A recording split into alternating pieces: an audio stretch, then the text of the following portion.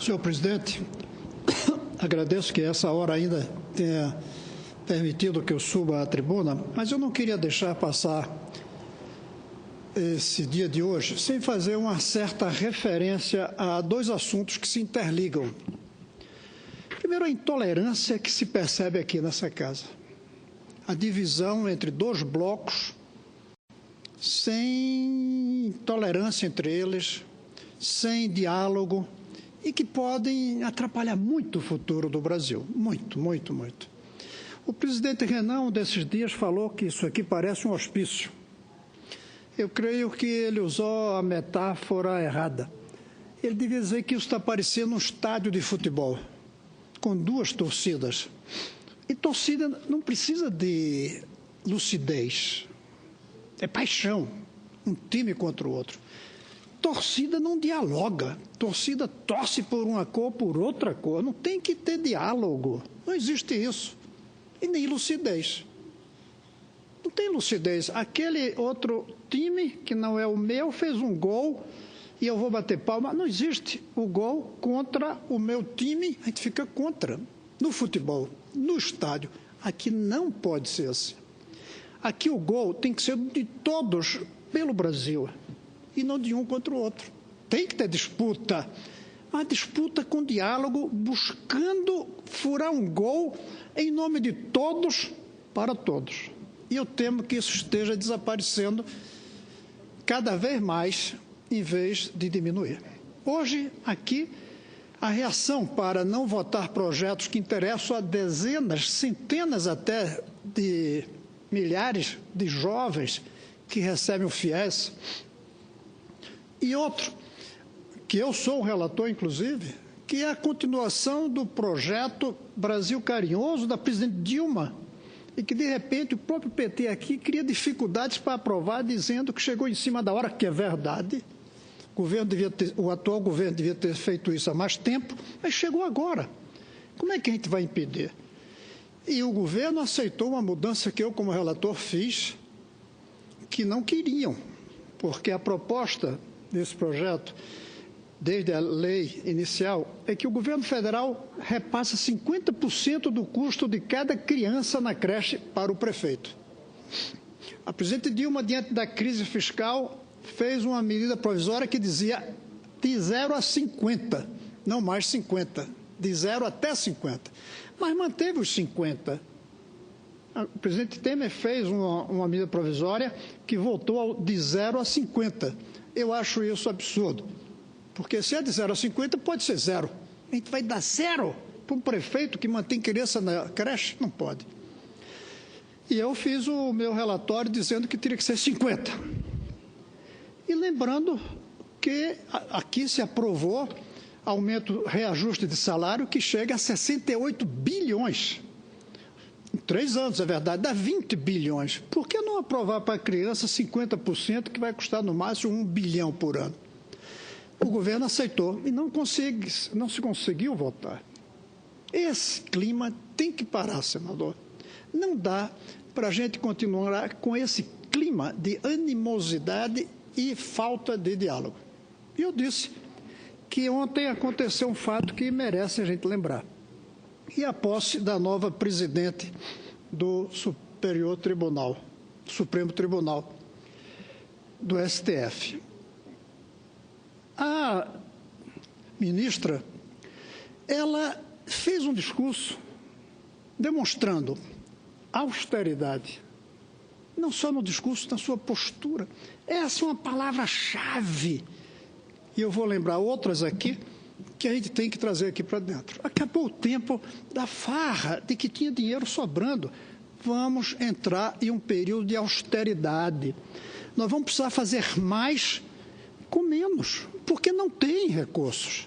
E alguns começam a dizer que não, que tem que gastar mais e mais. Acabou.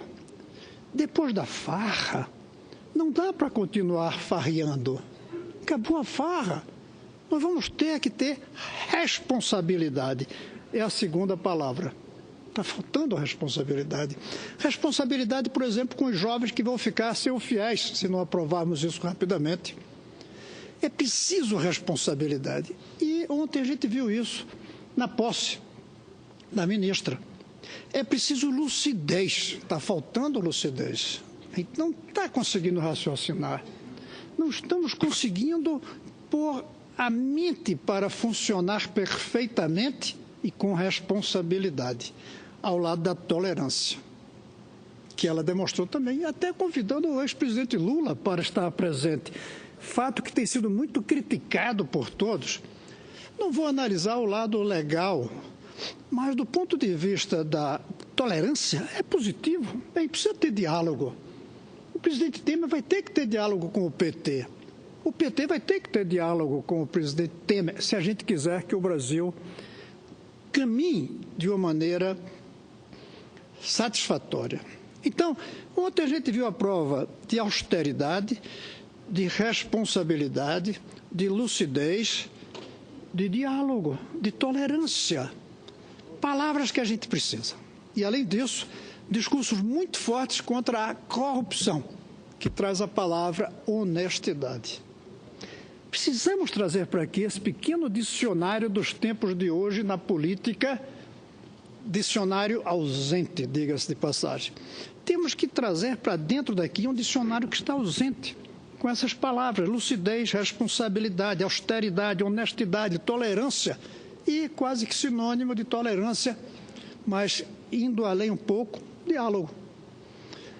O Supremo ontem mostrou que está disposto a isso. Nós precisamos no Senado mais ainda, porque lá não tem que dar essa satisfação. Lá eles aplicam a lei. Aqui não, aqui a gente faz a lei. E fazer a lei exige tolerância, exige diálogo, exige lucidez, exige responsabilidade com o país.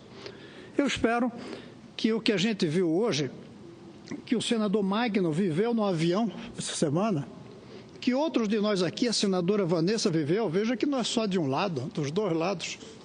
Eu espero que isso passe rapidamente, porque nenhum país sobrevive na base do enfrentamento com intolerância entre seitas.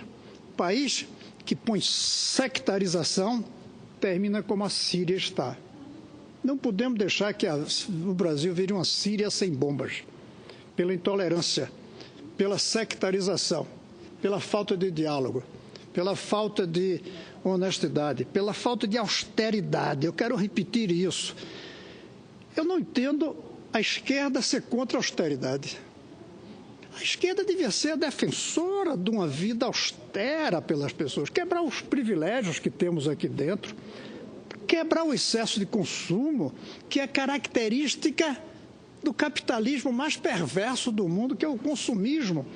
Nós precisamos adotar essa palavra austeridade para um projeto de futuro do Brasil. É isso, senhor presidente. Eu não queria perder a chance de falar da minha bela surpresa ao ver a posse ontem e dizer que a gente tem muito que aprender, mas, sobretudo, nós temos muito que praticar a tolerância, a lucidez, a responsabilidade, que não deixa de ser um pouco sinônimo ou consequência de patriotismo, responsabilidade com o Brasil.